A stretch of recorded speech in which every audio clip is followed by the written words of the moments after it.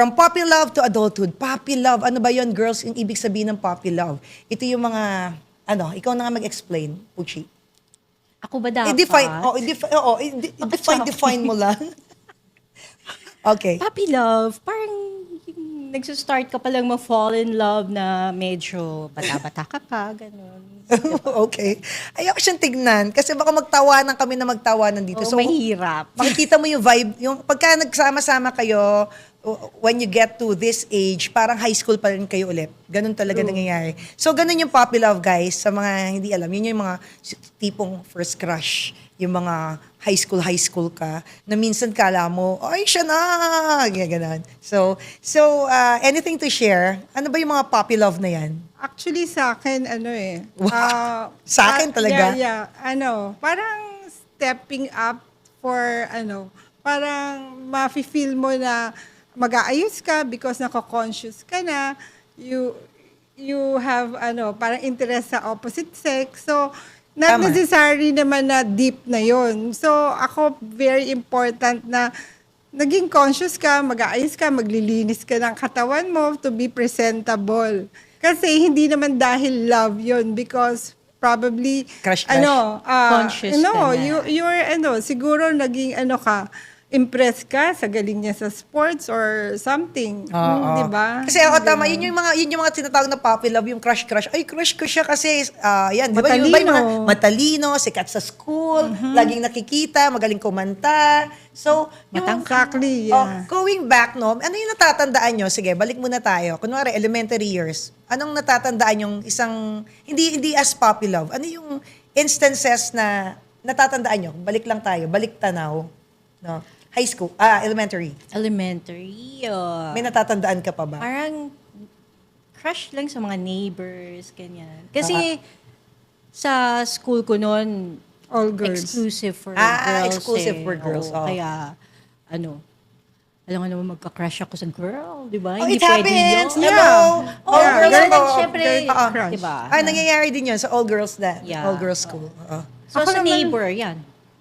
Parang alam mo lang crush mo siya, pero wala namang deep Ay, pag nakikita mo, Oo. natutuwa ka lang. Ako siguro dahil magaling sumayaw, mabait, ganun. Not necessary sa Hindi mo pa physically. nadidefine Oo. Hindi mo pa naman Ay, nadidefine. mabait pala siya, ganun. Oo, So, parang natutuwa ka lang. Kasi di ba minsan, yung sa parents mo, parang may anak si ganito, tapos pinag-prepare kayo. Parang Naglalaro-laro. ganyan. Parang every time na may outing, Occasions. ganyan, kasama siya, ganun. Tapos, ay, kasama si crush. Oo, diba?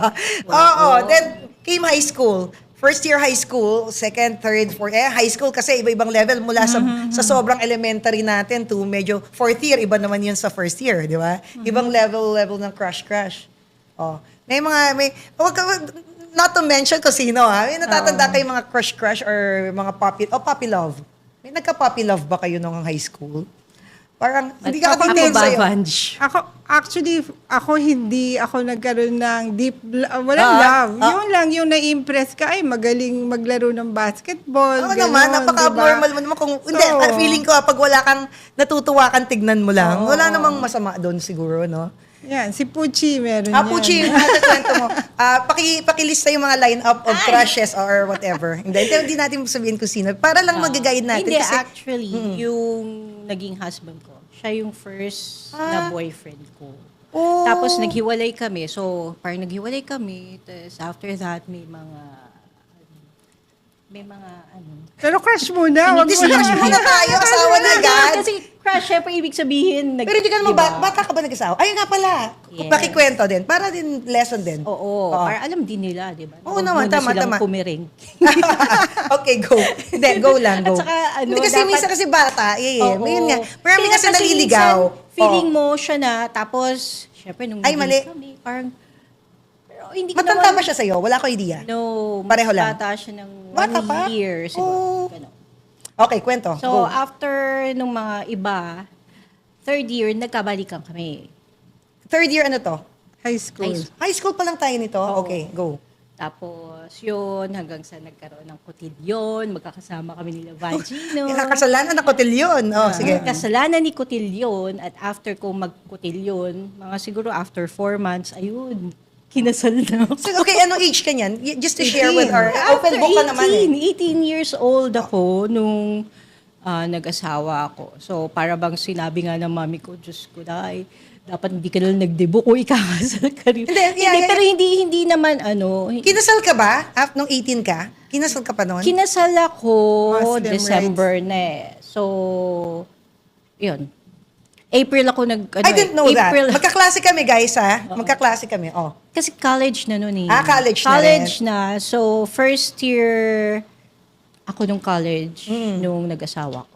Okay, so ayan para makita natin yung before and after, years after, yan, siya, si Pucci pala, na interior designer ngayon, ay, yun, she got married at a very early age. Nire-recapol ko lang. Kasi baka minsan naguluhan doon sa kwento natin, di ba? So, next. Sa akin naman, wala akong naging boyfriend sa high High school. school. Kahit sa college. Actually, first and last. Ano, mga babae. Yeah. Oo, ayan yung mga... Siya yung mabait sa yung amin. husband eh. ko, yeah. Siya na yun. Luckily, Lucky siya, Yeah, naswak. Hindi, naswak na siya. nung kinasal kayo, naman, ang topic namin, puppy love, naging true love na to. Oo.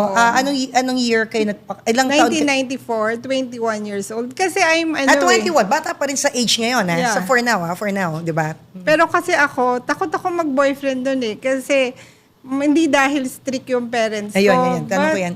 very protective. Kasi only daughter. Tapos youngest ako. Oh, paano? So, Paano yung parents mo? Protective sila na tipong yung dad ko, hindi siya, hindi pwede kahit dumadalaw. Ayun. Hindi niya papapasukin ng bahay. Okay. So, yung matibay, siya matibay. Kahit hindi siya pinapapasok, try and try pa rin siya. So this is Chair Marian's Dorma with open hearts, honest talk, love in every story here in Heart Talk. Love